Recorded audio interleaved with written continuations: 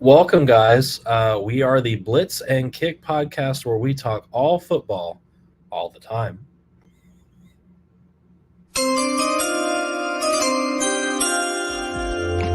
With the first pick in the 2023 NFL Draft.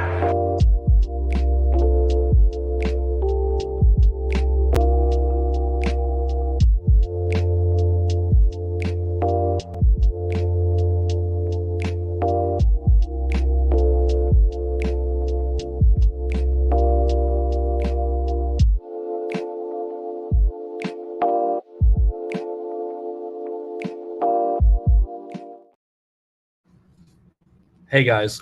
We are having a very Mac attack day here, heading into day 3 of the Combine. But we did want to talk about our day 2 winners. Kyle, there were 3 position groups on day 2: corners, safeties, and tight ends. Who are some of your winners for your corners for the Combine? Yeah, I think you got to look at Quinyon Mitchell. I think he was all the buzz at Senior Bowl and kind of leading up to this process. And he didn't disappoint. He showed out with the 4.33 40. He looked pretty good in the position drills as well. He's so fast, so electric. I'm pretty sure DJ compared him to was it Marshawn Lattimore maybe? Yeah. So I really like where he's at, what he's done. He looked electric. Nate Wiggins, obviously, too, ran a 4.28 or 4.29. He was stupid fast. I think we did see some speed, some quickness on film, but I didn't know he was going to run that fast. The only downside is he hurt his hamstring, didn't he? Yeah, he hurt his hammy. He didn't do anything the rest of the day. So that's a little disappointing, but, you run a 4.29 and you escape from the Combine. That's good enough for raising your draft stock. And Nate Wiggins too. He's so long, he's so big, he's rangy. He has a lot of good things about him that I think teams are going to look at and be like, oh, well, he ran 4.29 too. Well, he can pretty much do everything. So he looked really good in the 40, obviously. And then I thought position drill wise, Daquan Hardy, Bias. a little bit biased, but he had a really good athletic scores too, with the 40, the broad, the vert. But then Max Milton, I thought, looked probably one of the best in the position drills. Yeah. And he ran really well too. I think Max Milton was a guy that if you do those mock drafts, on your phone, you could probably get him in the 3rd, 4th, 5th round. I don't think he's going to go there anymore. I think he's a guy that performed well on tape and had some good moments, but I think people were unaware of how athletic he was just because, it's Rutgers, right? They're not going to get the electric games. They're not going to get the most notoriety. Other positions on the field probably aren't as good. So he's kind of like stuck on no man's land, but athletic wise, he performed. He tested out of the gym or out of the Lucas Oil Stadium, and then looked really good in position drills as well. So I think Max Milton is a guy that you could probably get maybe now in the 2nd round or early 3rd. I wouldn't be surprised if you would go there. Yeah. We did have him in our top. We had a 150 at one point, and we had to shave that down. But Max Melton was in our top 150. We're kind of familiar with him, so it was nice to see him have a nice day. Safeties, Kyle, who are your winners? Who starts off this list? Well, where we sat at Lucas Oil Stadium, we were probably the closest out of anybody, I would say. Yeah. So Cole Bishop was stretching in front of me for like 30 straight minutes. That's not why he's on this list, but he was. So I was like, oh, there he is. And I really liked Cole Bishop out of Utah. It's funny to say it, but you don't see many white corners, many white safeties, right? It's a little bit more rare. So maybe you don't always look out for them. So when you see one, you're like, oh, I wonder how good, I wonder how athletic he is. And he was pretty athletic, and he looked really good in the drills as well. He's a little smaller, but I think he's a smart guy. He's an athletic guy, and I think he definitely made some money today. Javon Bullard, I thought, ran well, and then looked really good at position drills. And then Kalen Bullock, Tyler Newman, I thought all did pretty well.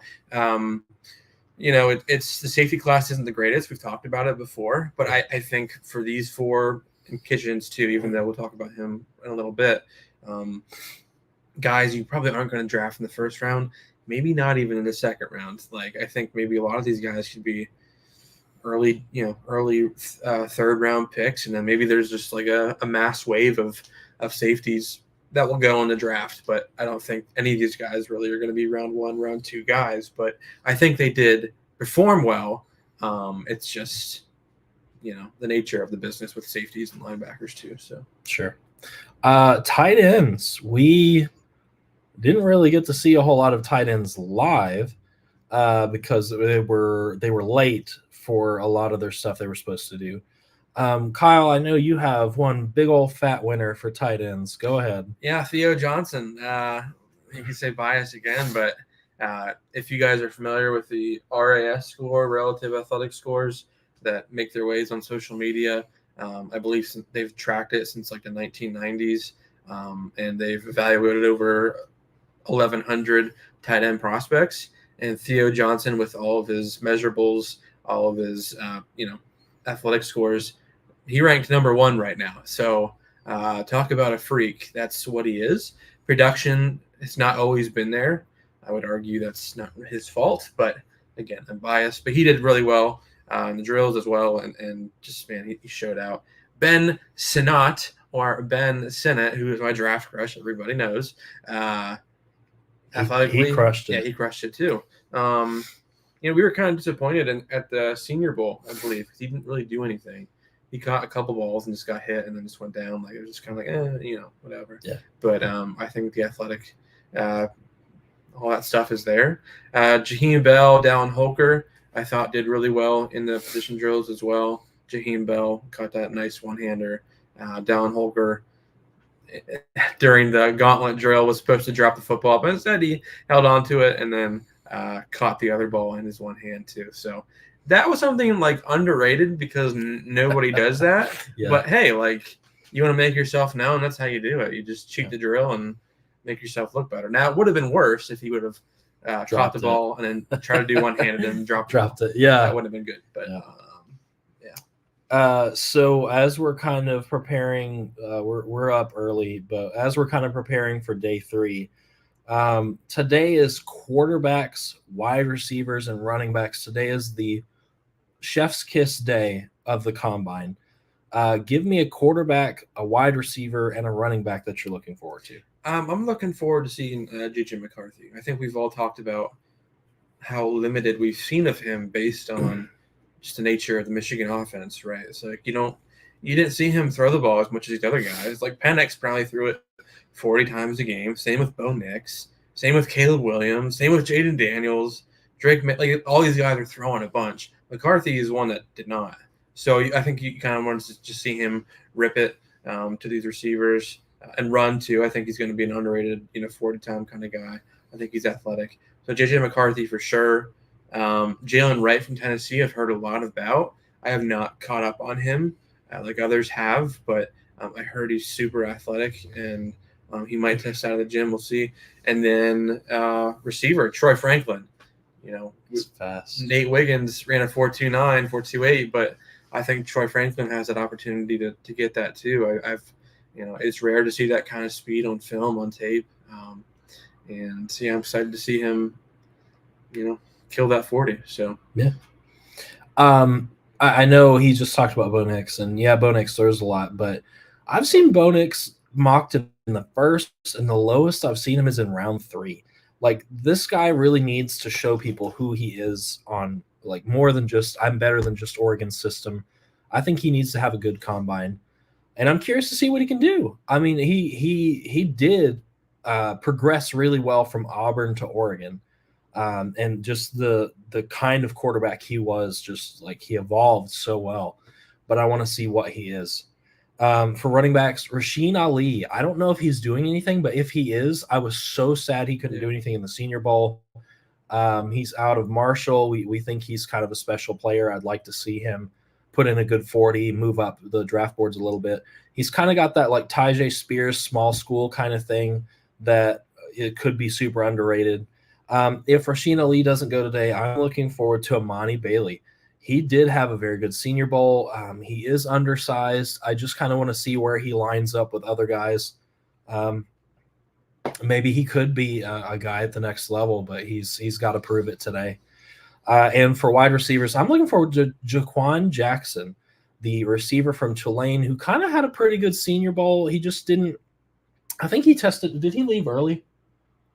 I think he left early because he did well.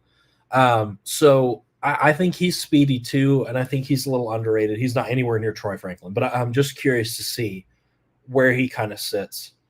But that's it, guys. Follow our Facebook. We're going to post more updates. Today, Kyle, we're going to do what? The bench press. Neither one of us wants to do that, but we're going to do it for you.